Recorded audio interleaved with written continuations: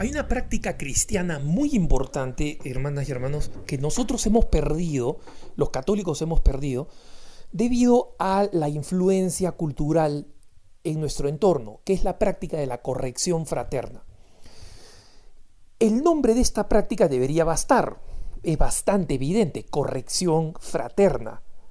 Hay gente que pregunta, ¿pero qué es la corrección fraterna? Es la corrección, ¿no? O sea, corriges a alguien, fraterna, es decir, fraternalmente, como hermano, como hermana en Cristo.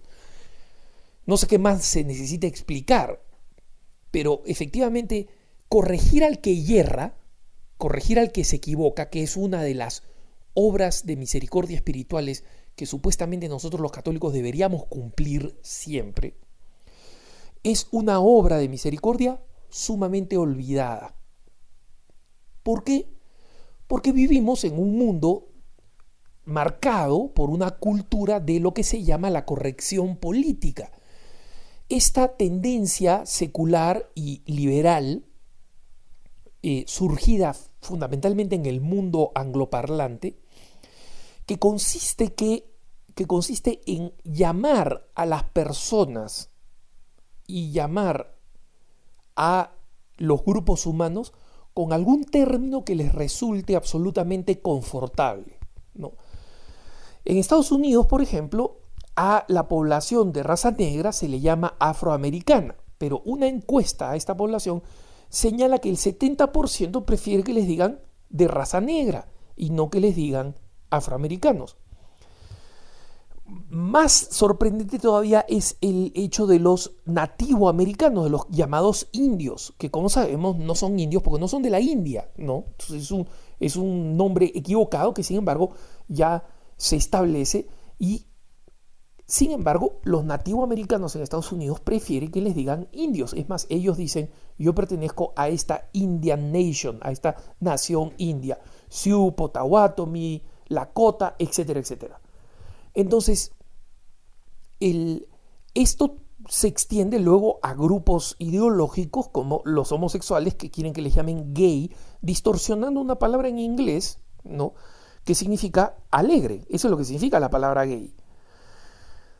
Sin embargo, hoy en día es imposible usarla y todos aquellos que fueron bautizados con el nombre gay, especialmente en Inglaterra, un nombre muy popular en los 50 y en los 60, hoy en día tienen que cambiar el nombre, ¿no? Y lo cambian a Rey, May, lo que sea. Porque obviamente no pueden decir, ¿cómo te llamas? Gay, ¿no? O sea, gay. Imposible. Esta corrección política, que tiene la buena intención de fondo de no ofender, pero que llega a excesos ridículos porque utiliza el lenguaje de una manera que se convierte en incomprensible lo que las personas quieren decir, en el afán de no ofender, ha impactado en la Iglesia Católica, ha impactado en los católicos fundamentalmente, y se ha generado el estilo de creer que corregir al hermano es algo que no va con la caridad. ¿Y por qué? Porque se cree que incomodar a alguien es atentar contra la caridad. Y corregir es incomodar. A nadie le gusta que le corrijan, que le señalen algo que está mal. Unos pueden estar más acostumbrados, más habituados a la corrección, otros menos habituados, pero en el fondo es siempre lo mismo. Es siempre esta actitud que de alguna manera nos muestra, nos señala que en la vida cristiana nosotros tenemos que corregir a las personas que se equivocan. Y esto no lo digo yo, lo dice y lo ha dicho el Papa Benedicto XVI cuando en el mensaje para la Cuaresma del 2012 explicaba la importancia de vivir la caridad en este aspecto concreto, ¿no? Y leo acá unos pasajes que son totalmente claros y que muchas veces nosotros dejamos de practicar por esta corrección política. El Papa dice, la tradición de la Iglesia enumera entre las obras de misericordia espiritual la de corregir al que se equivoca. Es importante recuperar esta dimensión de la caridad cristiana. Y sigo citando al Papa. Frente al mal no hay que callar. Pienso aquí en la actitud de aquellos cristianos que por respeto humano o por simple comodidad se adecúan a la mentalidad común y en lugar de poner en guardia a sus hermanos acerca de los malos modos de pensar y de actuar que contradicen la verdad y no siguen el camino del bien.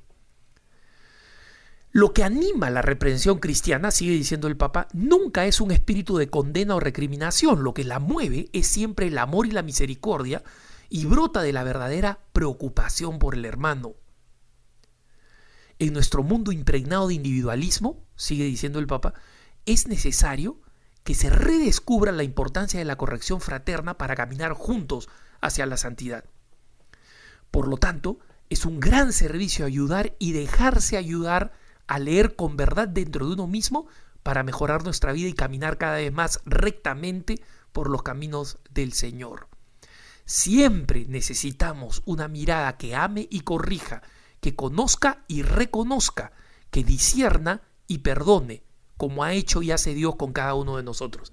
Miren qué maravillosa expresión. Es decir, en primer lugar, la corrección es movida por el amor. El que una persona pase incomodidad porque le corrige, que una persona se muestre irritable o susceptible. Es así, lamentablemente. Pero lo que nosotros vemos es que muchas veces nos detenemos en los defectos de los demás, los observamos, los confirmamos, y luego los chismeamos, nos quejamos con otros, pero nunca corregimos a la persona. Y a la persona hay que corregirla, y hay que corregirla aplicando esa simple norma de caridad. Si te molesta lo que hace, espera para corregirlo. Si te preocupa, entonces corrígelo. Si me molesta porque esta persona, qué sé yo, hace cosas que me irritan particularmente, entonces no debo corregirlo en el momento en que estoy irritado. Oye, porque es muy probable que mi corrección sea una corrección que contenga una carga de agresividad o de molestia que la haga más ofensiva. Pero cuando me ha pasado la irritación, no puedo dejar de corregir. Y esa es la parte difícil. Cuando estamos irritados, molestos u ofendidos, no es difícil corregir.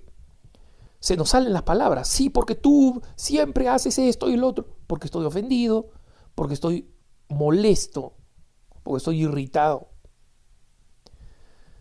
Pero cuando se nos pasa eso, es difícil ir donde una persona de la nada y decirle, oye, mira, quería comentarte esto, pero es indispensable hacerlo.